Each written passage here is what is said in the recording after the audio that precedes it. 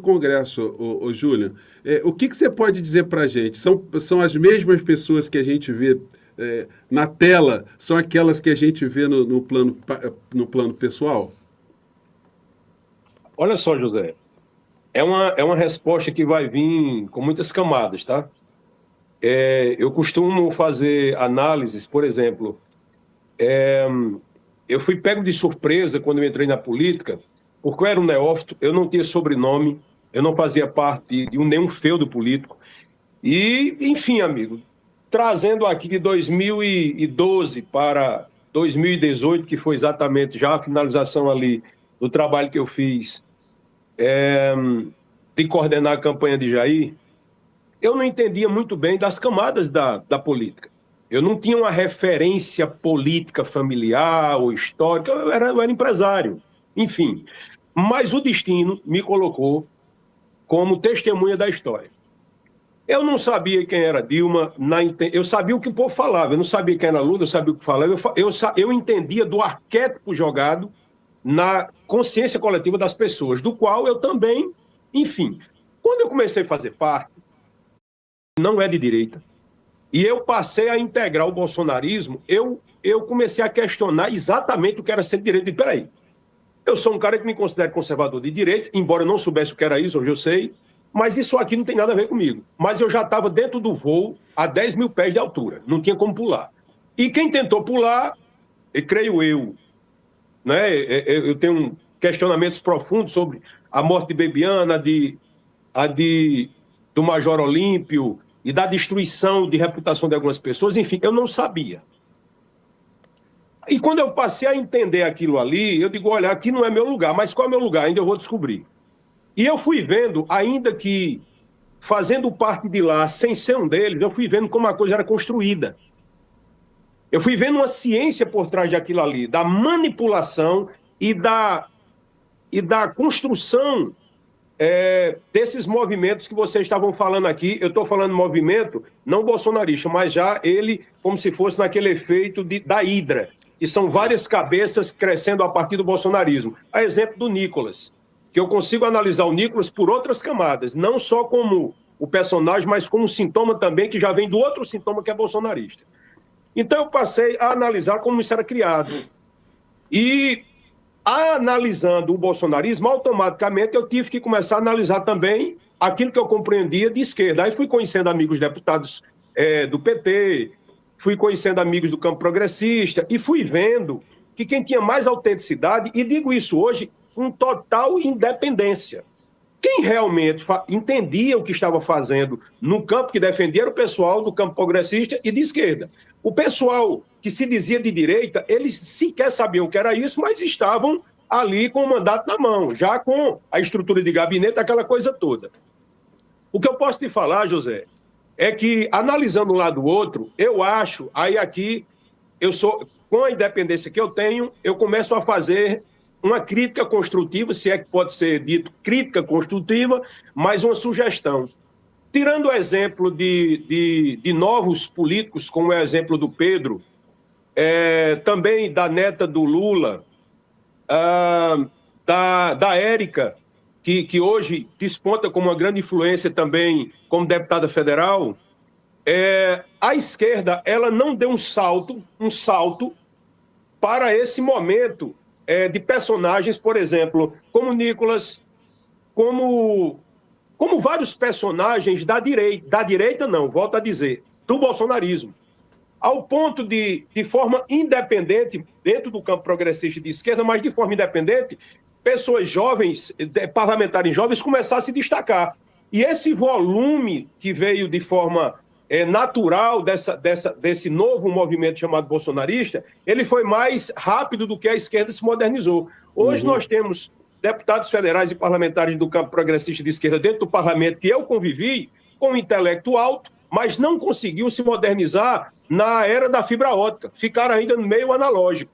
Mas E a pergunta é a essa seguinte, olha, eu vou fazer uma pequena interrupção. O Pedro e Júlia, vocês podem interromper um ao outro também, tá? eu Podem só entrar ia aqui finalizar dizendo o seguinte, para interagir, tá? finalizar o seguinte, Mas eu e queria te perguntar o seguinte, são os personagens que a gente vê são os mesmos que você via no Tete a não, não, Tete? não, não, não, não, não, não. Olha, eu sou do tempo aonde que o bolsonarismo estava ainda engatinhando.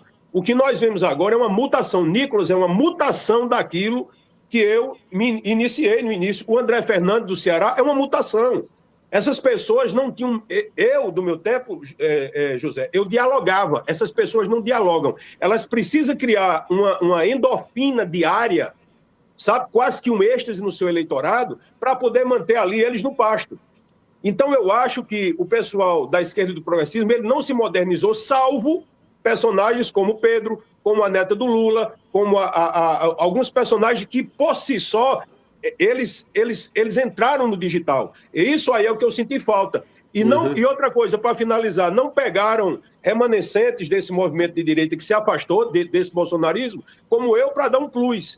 Que não tem mágoa nenhuma nisso, mas eu acho que, ao contrário da direita não, do bolsonarismo, que fica procurando personagens para colocar no meio para criar volume, a esquerda perdeu tempo com isso. Lógico, passando pelo filtro, eu fui sondado, mas eu acho que perdeu muito tempo nisso. Ô Pedro, você enfrentou a figura do Nicolas, né, que você está chamando às vezes de menino, mas eu prefiro não colocar essa alcunha na criatura, não, né? Porque já é um homem perigoso, né? A pergunta você no parlamento, você encontrou mais pessoas que esse perfil do Nicolas Ferreira? Porque parece que tem uns filhotes dele espalhados aí em Minas que adotam o mesmo tipo de comportamento, o mesmo tipo de virulência. A gente vê algumas dessas criaturas se reproduzindo em alguns lugares do Brasil, né? Como é que é essa história aí? Tem mais dessas criaturas por aí? Olha, José, eu sempre faço questão de chamar o Nicolas de menino, por uma razão muito simples. O Nicolas, assim como o bolsonarismo, né, de maneira geral, eles mentem principalmente na estética, né? Então, o Nicolas, ele fala de forma muito recorrente de que na política a gente precisa de homens com testosterona. E eu sempre faço questão de chamar ele de menino, porque é isso que ele é. O Nicolas é um tampinha desse tamanho aqui, magrinho, com a cara de criança, que na hora que ele me vê passando, assim como a gente já teve vários encontros, a primeira coisa que ele faz é me ver e sair correndo. Então, isso a testosterona vai lá embaixo, né? Eu acho que, na verdade, é isso, né? Ele que preza tanto pela masculinidade e tal, pelas posições firmes, na hora que ele encontra alguém, né, que de fato intimida ele, ele sai correndo. O mesmo caso também quando o Nicolas saiu chorando da Câmara, quando, né, num debate durante uma audiência, o pessoal do PT chamou ele de chupetinha. Então foi ali naquele momento ali que ele ficou desestabilizado. Então eu faço bastante questão de chamar ele pelo que ele é. Nicolas nada mais é do que um menino. Um menino que tem um alcance gigantesco pelas redes sociais, mas é um menino também que, por mais que seja muito inteligente, não é à toa que teve 1,5 milhão de votos para deputado federal, é hoje o deputado federal mais votado, a inteligência dele é utilizada para os fins errados. Mas o que eu sempre falo também é que esse tipo de projeto não tem sustentabilidade, José. O que isso quer dizer? O bolsonarismo sempre fala muito da minha tia Dilma, de que o governo dela foi muito ruim, porque a Dilma era terrível, sei lá o quê, sei lá o quê, sei lá o quê. E o que eu sempre falo sobre isso é que por mais que a grande mídia inteira estivesse contra a Dilma, os grandes empresários inteiros contra a Dilma, conseguiram manipular uma gigantesca parte da população durante as eleições de 14, Dilma e Aécio, ainda assim a Dilma conseguiu ser reeleita. Agora, nós tivemos um único presidente na história pós-redemocratização nacional que não conseguiu ser reeleito. Um único presidente, que foi Jair Bolsonaro. E isso prova para todos os brasileiros, de uma forma muito sistêmica, de que a direita não sabe governar. Ponto final. A direita, ela só vive de fake news, mas, acima de tudo, a direita só vive de oposição. Você pode pegar todos os últimos 100 vídeos, de André Fernandes para Nicolas Ferreira, para Zema, para Tarcísio, etc, etc, etc. A extrema-direita, ela vive de oposição. Enquanto nós temos um projeto nacional muito claro de educação, de transporte, de saúde, de mobilidade, de internacionalização, de segurança pública, etc, etc, etc, o único projeto da direita é ser contra o PT e ser contra o Lula. Ponto. É isso. Sempre se resume a isso.